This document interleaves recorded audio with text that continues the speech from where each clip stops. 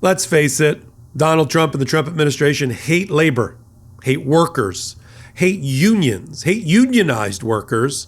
And now they figured out a little devious way to decapitate two major what used to be independent agencies created by Congress to protect workers, federal workers and union workers and other workers. The National Labor Relations Board, the Merit Service Protection Board. They just got the United States Supreme Court to say, well, for the next year or so, we're gonna let Donald Trump basically co-opt Congress's bipartisan independent federal agencies and immobilize them, put them in a freezer, because he was able to fire the democratically appointed people to those two boards.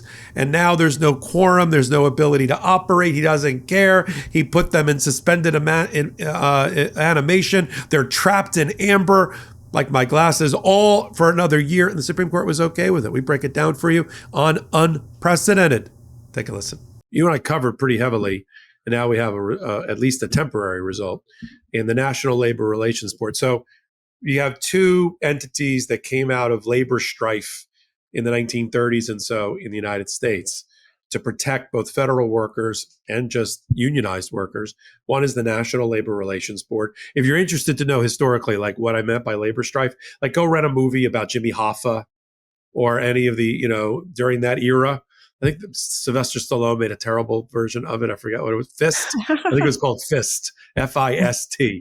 But it was really the story of Jimmy Hoffa, but Stallone played it. Okay. Or watch those. You'll know how bad union members and people wanting to be unionized were treated violently, murderously in America. And that led to the formation of the National Labor Relations Board.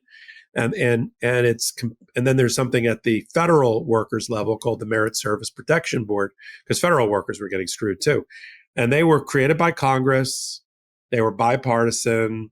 They were executive agencies, but they were created. They were born from Congress.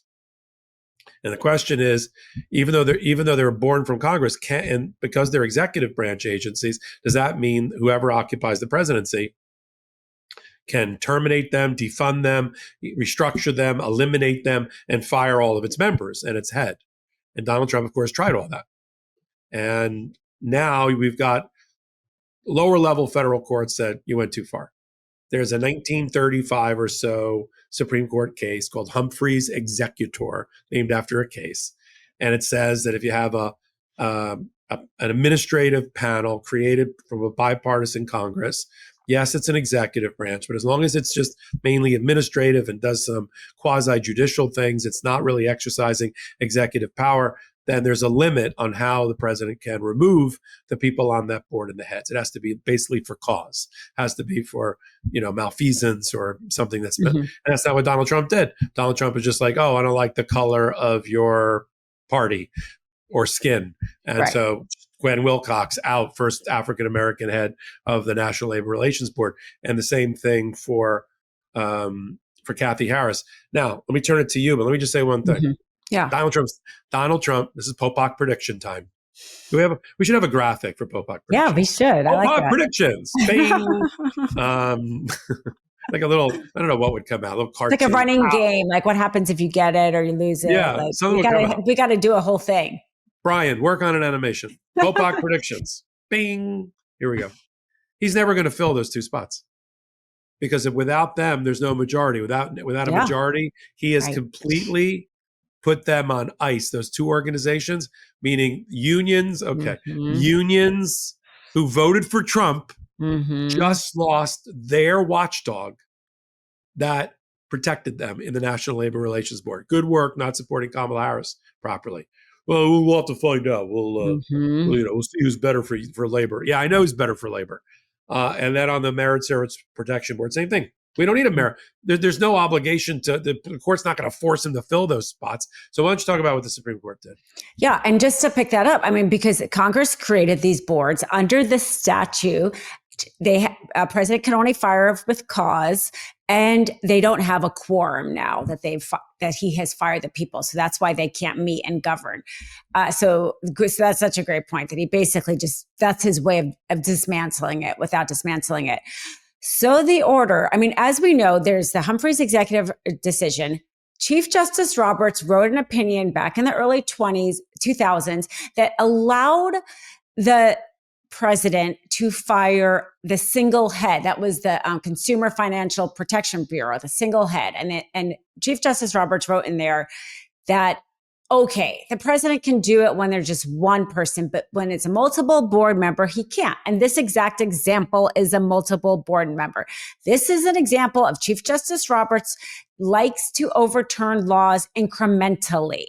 And he did it a little bit, and we're going to see him kind of go back on his own decision, I think. But for now, this is, again, a procedural. They're not looking at the substance.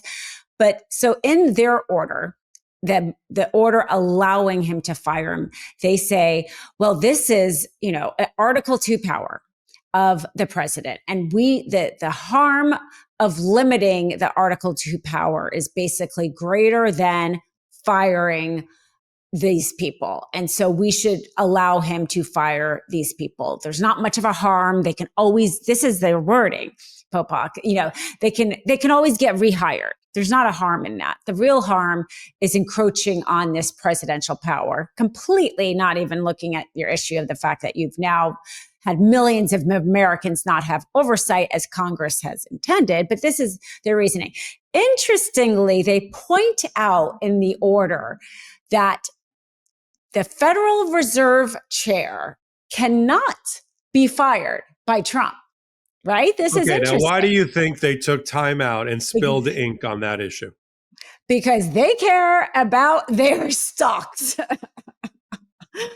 Republicans are so predictable. It's like, oh, union members, throw them under the bus. But my 401k stock market, you're not going to touch that. Because Donald Trump, if he gets his greasy little thumbs on Jay Powell, and people, I said this with, I think I said it on the last, my legal AF I did with Ben. People should, whether you pray or don't pray, you should pray to keep Jay Powell like he doesn't retire. And seriously, say, because the only thing that is tethering our economy to planet Earth, the only thing that's connecting it is his stewardship of the Federal Reserve. And if Donald Trump gets his greasy little hands on it, we're screwed. That's the second major organization in a week, though, that has warned Donald Trump and told him, you're not firing Jay Powell.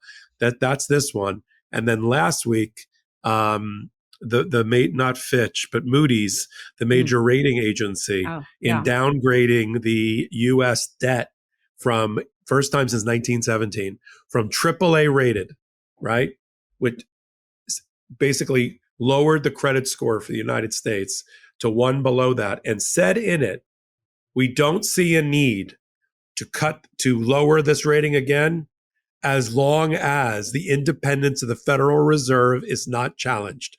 I was like, talk about putting a ring fence around Jay Powell. Seriously. They're circling the wagons. They're circling the wagons. Yeah. For the Supreme Court, literally did not need to mention it at all. And they do not, and they choose their words very carefully. And there must be even more chatter behind the scenes, right, Popok, than we are even hearing.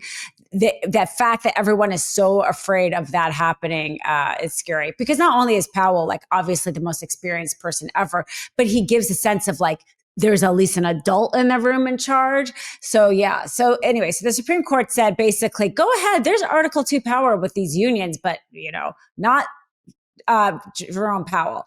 Now the three dissenters was Kagan, Sotomayor, and Justice Ketanji Brown Jackson, which is no surprise. And their point was, wait a second here. We are not doing anything substantive here. This is a shadow emergency docket thing. This is just about, do we lift a stay, right, or keep the stay? And when we are doing something so procedural, we should be following established law. And the Humphreys executor established law is that a president cannot fire a board member. And so that should be all we do, is stick with our precedent. You are saying, majority, that you're not looking at the substantive issue, but your actions are in effect changing our entire precedent on this shadow emergency docket, which I thought was a fabulous point. I mean, obviously, sadly, it didn't convince enough people to make a difference. But that really is, like we talk a lot about the Supreme Court and the effects of the Supreme Court and the downside to the shadow emergency docket. But here they are. You have decades of precedent that they're essentially changing with no reasoning, not much of an opinion, and they get to couch it as, oh, we're not doing anything. This is just procedural. And so I'm glad they at least called them out on that. Yeah. I mean, Roberts and the majority was like, well, there's more harm to having fired people occupy a position than there is in having those fired people get their jobs back if we're wrong. I was like, okay. In the meantime, there's no recognition of the reality, which is he's never going to fill these positions, and he just put out of business.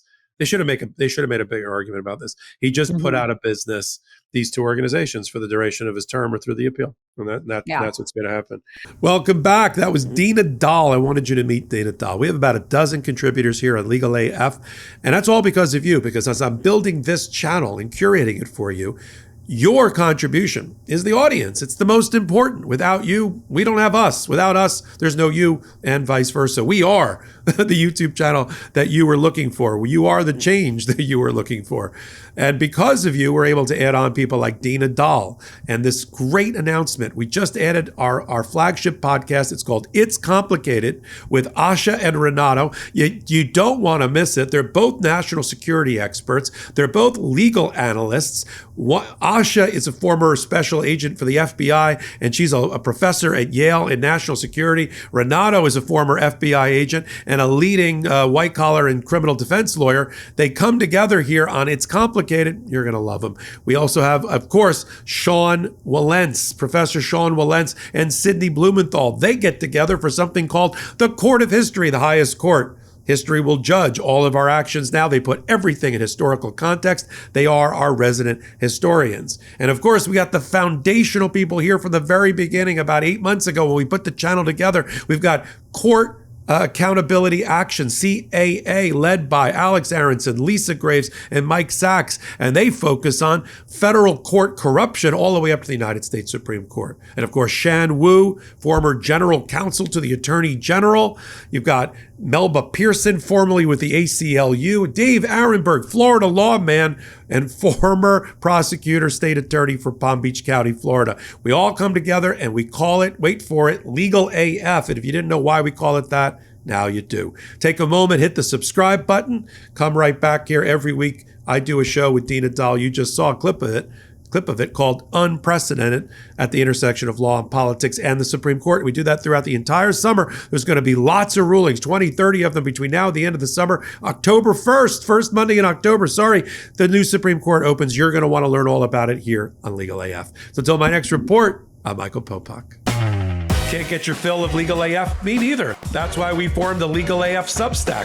Every time we mention something in a hot take, whether it's a court filing or a oral argument, come over to the Substack. You'll find the court filing and the oral argument there, including a daily roundup that I do called, wait for it, Morning AF. What else? All the other contributors from Legal AF are there as well.